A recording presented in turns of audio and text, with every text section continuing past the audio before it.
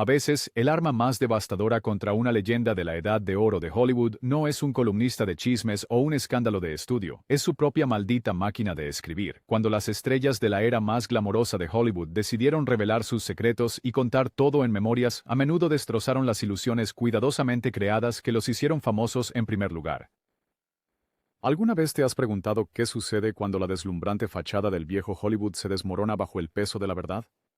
Desde affairs explosivos hasta traiciones tras bambalinas, estas 11 memorias no solo alborotaron a Tinseltown, sino que destruyeron leyendas cuidadosamente construidas y dejaron a sus autores luchando por reconstruir desde las cenizas de sus propias revelaciones. Shelley Winters, Shelley, también conocida como Shirley. Comencemos con la reina de las revelaciones de Hollywood. Las memorias de Shelley Winters de 1980 se suponían que serían un encantador repaso de su carrera, que abarcaba desde los años 40 hasta los 70. En cambio, se convirtió en una bomba nuclear que destruyó amistades, reveló secretos de la industria y confirmó cada susurro sobre su legendario apetito por el drama y los hombres. Winters no se guardó nada, mencionando nombres y proporcionando detalles gráficos sobre sus romances con algunas de las mayores estrellas de Hollywood. Reveló secretos íntimos sobre Marlon Brando, afirmando que era el amante más tierno que había conocido, y detalló un apasionado romance con Burt Lancaster que casi destruyó su matrimonio. Pero su revelación más impactante fue sobre su relación con el ya casado Clark Gable, describiendo su aventura en términos que harían sonrojar a un novelista romántico. El libro no solo expuso sus propias aventuras románticas, sino que también levantó el telón sobre todo el sistema de Hollywood. Winters reveló cómo los ejecutivos de los estudios controlaban cada aspecto de la vida de las estrellas, desde su peso hasta sus romances, y cómo la máquina de publicidad fabricaba romances falsos mientras encubría escándalos reales. Ella expuso la cultura del casting couch décadas antes de Capra Me Too, nombrando a hombres poderosos que la habían propuesto y describiendo la naturaleza de quid pro quo de muchas relaciones en Hollywood. Las consecuencias fueron inmediatas y brutales. Muchos de sus antiguos amigos y amantes se sintieron traicionados por sus revelaciones, y varios amenazaron con demandas. Winters pasó de ser una querida actriz de carácter a una paria de Hollywood casi de la noche a la mañana, con muchos en la industria viéndola como alguien que había violado el código no escrito de silencio que protegía los secretos de todos. Su autobiografía pudo haber sido un éxito de ventas, pero le costó caro en términos de amistades y oportunidades futuras. Errol Flynn, My Wicked, Wicked Ways, se publicó póstumamente en 1959. Se suponía que la autobiografía de Errol Flynn consolidaría su legado como el mejor espadachín de Hollywood. En cambio, reveló que era un alcohólico autodestructivo, mujeriego y posible simpatizante nazi cuyas aventuras fuera de la pantalla hacían que sus papeles en las películas parecieran tranquilos en comparación. Las memorias de Flynn fueron brutalmente honestas sobre su consumo de alcohol, drogas y sus hazañas sexuales, pero fueron sus revelaciones políticas las que causaron más daño. Admitió tener simpatías fascistas durante la Segunda Guerra Mundial y reveló que había sido investigado por el FBI por posibles conexiones nazis. Estas confesiones destruyeron su reputación como figura heroica y replantearon sus películas de guerra bajo una nueva y perturbadora luz. El libro también contenía relatos detallados de sus numerosos romances, incluidas relaciones con mujeres casadas y chicas menores de edad. Flynn parecía deleitarse con su reputación de depredador sexual, describiendo sus conquistas con una crueldad casual que sorprendió incluso a sus seguidores más indulgentes. Sus famosos juicios por violación de menores se discutieron con una ligereza que lo hacía parecer impenitente sobre su comportamiento. Lo que hizo que las memorias fueran particularmente dañinas fue la completa falta de remordimiento de Flynn por cualquiera de sus acciones. Se retrató a sí mismo como un pícaro encantador, en lugar de reconocer el daño real que había causado a las mujeres en su vida y a las personas que habían confiado en él. El libro que se suponía sería su despedida final se convirtió en su confesión, revelándolo como alguien mucho más oscuro y perturbador de lo que nadie había imaginado. Mamie Van Doren, Playing the Field. Las memorias de 1987 de Mamie Van Doren se suponían que serían su oportunidad de salir de la sombra de Marilyn Monroe y contar su versión de la historia como una de las rubias explosivas originales de Hollywood. En cambio, se convirtió en un recorrido guiado por los dormitorios de los hombres más poderosos de Hollywood, destruyendo reputaciones y revelando secretos que habían sido cuidadosamente guardados durante décadas. Van Doren no se guardó nada, revelando romances con todos, desde Rock Hudson hasta Jack Kennedy. Afirmó haber tenido un trío con Johnny Carson y su esposa. Detalló su relación con un Clark Gable casado y describió encuentros íntimos con numerosos otros famosos. Pero sus revelaciones más explosivas concernían a la familia Kennedy, incluyendo relatos detallados de sus aventuras con Jack y Bobby Kennedy. El libro de memorias también expuso el lado oscuro de la cultura de fiestas de Hollywood, describiendo orgías salvajes en las casas de poderosos ejecutivos y revelando cómo las jóvenes actrices eran tratadas esencialmente como prostitutas de alta clase. Van Doren pintó un cuadro de una industria construida sobre la explotación y el abuso, con hombres poderosos usando sus posiciones para coaccionar favores sexuales de mujeres jóvenes vulnerables. Lo que hizo que las memorias fueran particularmente devastadoras fue el conocimiento interno de Van Doren sobre la estructura de poder de Hollywood. Había estado el tiempo suficiente para presenciar el ascenso y la caída de múltiples sistemas de estudio, y utilizó ese conocimiento para exponer la hipocresía y la corrupción que se escondían bajo la superficie glamorosa de Hollywood. El libro destruyó sus relaciones con muchos antiguos amigos y amantes, pero también la estableció como alguien que se negó a ser silenciada por el código de omertá de la industria.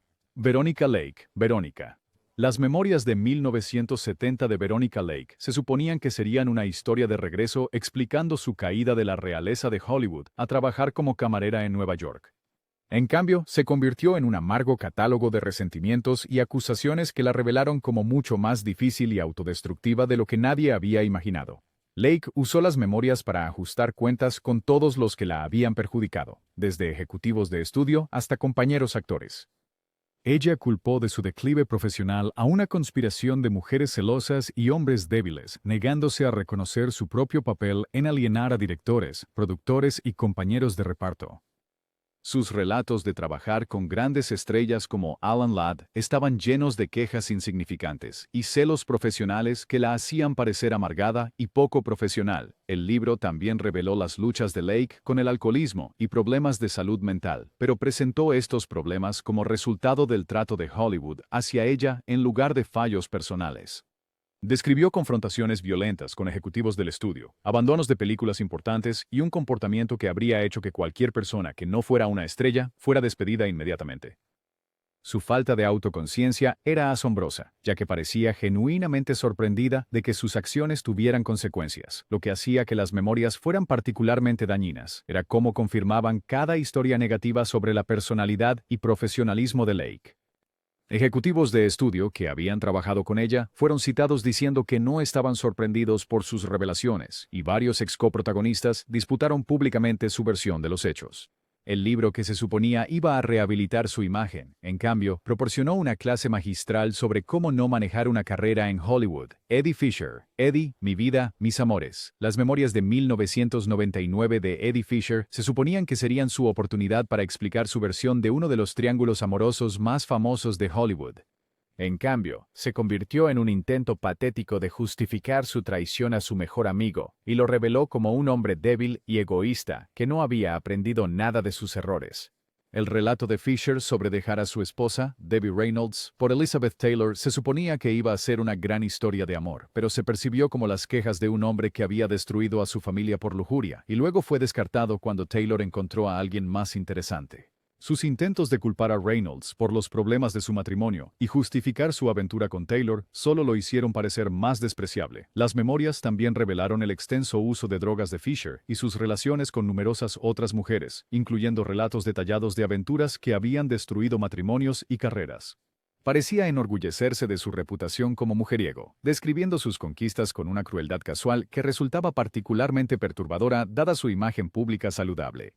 Lo que hacía que las memorias fueran particularmente devastadoras era la completa incapacidad de Fisher para asumir la responsabilidad de sus acciones. Se presentó a sí mismo como una víctima de las circunstancias en lugar de reconocer el daño real que había causado a sus esposas, hijos y amigos. El libro que se suponía iba a rehabilitar su imagen, en cambio, confirmó que era exactamente el hombre egoísta y débil que la gente siempre había sospechado que era. Lana Turner, Lana, la dama, la leyenda, la verdad. Las memorias de 1982 de Lana Turner se suponían que serían su oportunidad para aclarar la verdad sobre su tumultuosa vida personal y sus 7 matrimonios.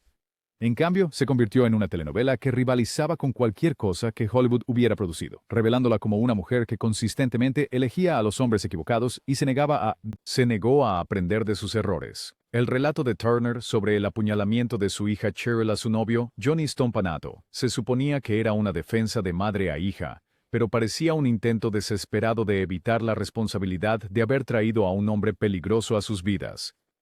Su descripción de los eventos que llevaron al asesinato reveló un patrón de mal juicio y comportamiento autodestructivo que había puesto a su hija en peligro. El libro de memorias también detallaba los numerosos romances y matrimonios de Turner, incluyendo relaciones con hombres casados y criminales. Parecía romantizar su atracción por los hombres peligrosos, describiendo sus relaciones con gánsteres y esposos abusivos como apasionados romances, en lugar de reconocer el daño real que habían causado a ella y a su hija. Lo que hacía que las memorias fueran particularmente dañinas era la aparente glamorización de la disfunción por parte de Turner. Ella presentó su caótica vida personal como el precio de ser una mujer apasionada, en lugar de reconocer las verdaderas consecuencias de sus elecciones. El libro que se suponía debía explicar su comportamiento, en cambio, la reveló como alguien que no había aprendido nada de una vida llena de malas decisiones. Joan Fontaine, No Bed of Roses. Las memorias de Joan Fontaine, de 1978, se suponían que serían una mirada elegante a su distinguida carrera y su rivalidad con su hermana Olivia de Havilland. En cambio, se convirtió en una clase magistral de ajuste de cuentas pasivo-agresivo que la reveló como mezquina, vengativa y obsesionada con agravios, tanto reales como imaginarios. Fontaine usó las memorias para atacar prácticamente a todos con los que había trabajado, desde directores como Alfred Hitchcock hasta compañeros de reparto como Cary Grant. Se retrató a sí misma como una víctima de la política de Hollywood, mientras demostraba simultáneamente el tipo exacto de comportamiento difícil que la había hecho impopular entre sus colegas. Sus relatos de relaciones laborales estaban llenos de insultos percibidos y celos profesionales que la hacían parecer paranoica y difícil. El tratamiento del libro sobre su rivalidad con Olivia de Havilland fue particularmente venenoso, con Fontaine retratando a su hermana como celosa, manipuladora y profesionalmente inferior. Reveló conversaciones familiares privadas y describió conflictos personales que deberían haber permanecido confidenciales, traicionando la confianza familiar de maneras que parecían calculadas para causar el máximo daño. Lo que hizo que las memorias fueran particularmente destructivas fue la completa falta de autoconciencia de Fontaine sobre su propio comportamiento. Parecía genuinamente sorprendida de que la gente la encontrara difícil para trabajar, y sus intentos de justificar sus acciones solo la hacían parecer más irrazonable. El libro que se suponía debía rehabilitar su imagen, en cambio, confirmó cada historia negativa sobre su personalidad y profesionalismo. Tab Hunter Confidential. Las memorias de Tab Hunter de 2005 se suponían que serían una historia suave de salida del armario de uno de los galanes más grandes de los años 50. En cambio, se convirtieron en una devastadora exposición del trato de Hollywood hacia los actores homosexuales y las elaboradas decepciones requeridas para mantener imágenes públicas heterosexuales durante la era de los estudios. Las revelaciones de Hunter sobre sus relaciones románticas con otros actores, incluidos Anthony Perkins y otros, destrozaron las imágenes heterosexuales cuidadosamente construidas que los habían convertido en estrellas. Describió una comunidad gay clandestina en Hollywood que existía en un miedo constante a ser expuesta, con carreras destruidas por rumores y el chantaje como una amenaza constante. Las memorias también revelaron hasta qué punto los estudios controlaban cada aspecto de la vida de sus estrellas, incluyendo citas arregladas con actrices para crear la ilusión de un romance heterosexual. Hunter describió humillantes trucos publicitarios y relaciones falsas que estaban diseñadas para ocultar su verdadera sexualidad, pintando un cuadro de una industria construida sobre mentiras y engaños. Lo que hizo que las memorias fueran particularmente dañinas fue su momento. Muchas de las personas sobre las que Hunter escribió aún estaban vivas y nunca habían reconocido públicamente su sexualidad. Sus revelaciones destruyeron secretos cuidadosamente guardados y obligaron a varias estrellas envejecidas a lidiar con una atención no deseada sobre sus vidas privadas. El libro que se suponía iba a ser liberador, en cambio, se convirtió en una fuente de dolor y vergüenza para muchos de sus antiguos colegas. Mickey Rooney, La vida es demasiado corta. Las memorias de 1991 de Mickey Rooney se suponían que serían una mirada encantadora a su carrera como una de las estrellas infantiles más queridas de Hollywood. En cambio, se convirtió en un amargo ataque a la industria que lo había hecho famoso y lo reveló como un hombre consumido por el resentimiento y la autocompasión. Rooney usó las memorias para atacar prácticamente a todos con los que había trabajado, desde ejecutivos de estudio hasta compañeros actores. Se retrató a sí mismo como una víctima de Hollywood explotación, mientras simultáneamente demostraba el tipo exacto de comportamiento difícil que lo había hecho impopular entre sus colegas. Sus relatos de sus numerosos matrimonios y problemas financieros revelaron un patrón de mal juicio y comportamiento autodestructivo que había destruido su carrera y vida personal. El libro también reveló las luchas de Rooney con el juego, el alcohol y las mujeres, pero presentó estos problemas como resultado del trato que Hollywood le dio en lugar de fallas personales. Describió confrontaciones violentas con ejecutivos de estudio y un comportamiento que habría hecho que cualquier persona que no fuera una estrella fuera despedida de inmediato, todo mientras sostenía que había sido tratado injustamente. Lo que hizo que las memorias fueran particularmente dañinas fue la completa incapacidad de Rooney para asumir la responsabilidad de sus acciones. Se presentó a sí mismo como una víctima de las circunstancias en lugar de reconocer el daño real que había causado a sus esposas, hijos y colegas. El libro que se suponía iba a rehabilitar su imagen, en cambio, confirmó que era exactamente el hombre difícil y autodestructivo que la gente siempre había sospechado que era. Arlene Dahl, Always Wear Joy. Las memorias de Arlene Dahl se suponían que iban a ser una mirada glamorosa a su carrera como una de las actrices más bellas de Hollywood.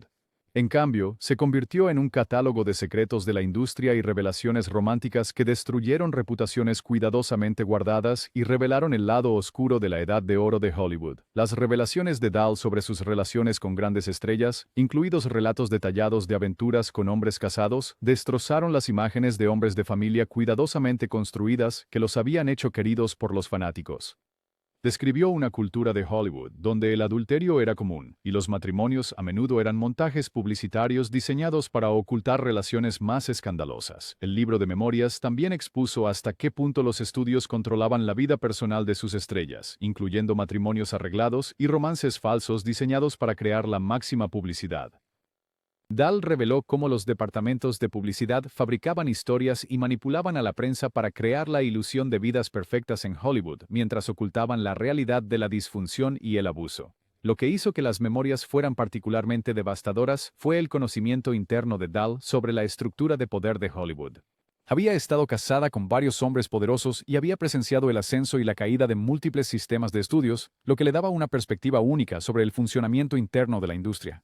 Sus revelaciones destruyeron relaciones y reputaciones mientras la establecían como alguien que se negaba a ser silenciada por el código de secreto de Hollywood. Gloria Swanson. Swanson on Swanson. Las memorias de 1980 de Gloria Swanson se suponían que serían el relato definitivo de la transición de Hollywood del cine mudo al sonoro contado por una de sus mayores estrellas. En cambio, se convirtió en una devastadora exposición del trato de la industria hacia las mujeres y el costo personal de la fama que reveló que era mucho más vulnerable y dañada de lo que su glamorosa imagen pública sugería. El relato de Swanson sobre su relación con Joseph Kennedy Sr. se suponía que iba a ser una gran historia de amor, pero se presentó como la explotación de una mujer vulnerable por un hombre poderoso que la usó para sus propios fines y luego la desechó cuando se volvió inconveniente. Su descripción de su romance reveló que Kennedy era calculador y cruel, usando su posición para manipularla y controlarla tanto profesional como personalmente. Las memorias también revelaron las luchas de Swanson con la transición al cine sonoro y sus batallas con los ejecutivos de los estudios que querían controlar cada aspecto de su carrera. Describió un sistema diseñado para explotar a las mujeres y descartarlas cuando ya no eran rentables, pintando un cuadro de una industria construida sobre la destrucción de las personas que la hicieron exitosa. Lo que hizo que las memorias fueran particularmente dañinas fue la honestidad inquebrantable de Swanson sobre sus propios errores y vulnerabilidades. Ella reconoció su mal juicio en los negocios y en las relaciones personales, al tiempo que revelaba la explotación sistemática que había moldeado su carrera. El libro que se suponía sería su triunfo se convirtió en cambio en una advertencia sobre el precio de la fama y el costo de desafiar un sistema diseñado para destruir a cualquiera que amenazara su poder. Estas memorias demuestran que a veces el enemigo más peligroso de una leyenda de la Edad de Oro de Hollywood es su propia pluma. Desde romances explosivos hasta traiciones tras bambalinas, estas estrellas aprendieron de la manera difícil que levantar el telón de la Edad de Oro de Hollywood puede costarte todo. ¿La ironía? La mayoría de estos libros fueron escritos para aclarar las cosas y recuperar sus narrativas, pero en su lugar se convirtieron en granadas literarias que destruyeron las mismas leyendas que intentaban preservar. ¿Cuál es la revelación más impactante de la Edad de Oro de Hollywood que has leído? Pensamientos en los comentarios a continuación y no olvides suscribirte para más historias sobre cuando el glamour del viejo Hollywood se encuentra con la brutal realidad. Después de todo, en una era donde la imagen lo era todo, decir la verdad era el suicidio profesional definitivo.